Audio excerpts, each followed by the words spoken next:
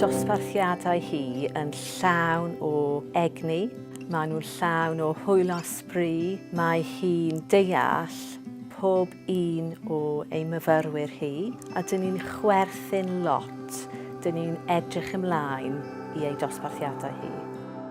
Mae dysgu Cymraeg yn bwysig iawn yng Nghymru a dyn ni eisiau mwy o siaradwyr Cymraeg.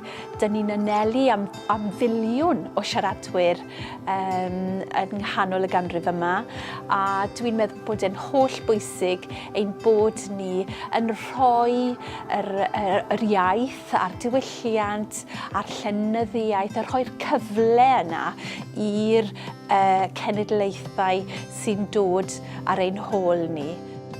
Ces I fy ngeni yng Nghymru.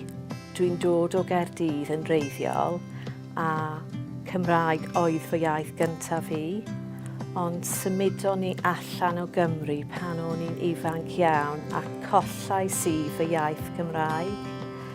A felly, blwyddyn emotional iawn oedd e blwyddyn diwetha, achos ro'n I eisiau cael dipyn bach o fy iaith yn ôl. Helpiodd Ann I wneud hwnna I fi. Dwi'n hoffi gweld y myfyrwyr yn ymarfer eu Cymraeg, yn mynd allan i'r gymuned a defnyddio eu Cymraeg.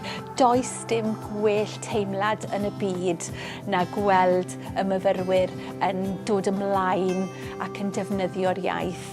Ac dyna'r peth anhygoel am fod yn diwtor.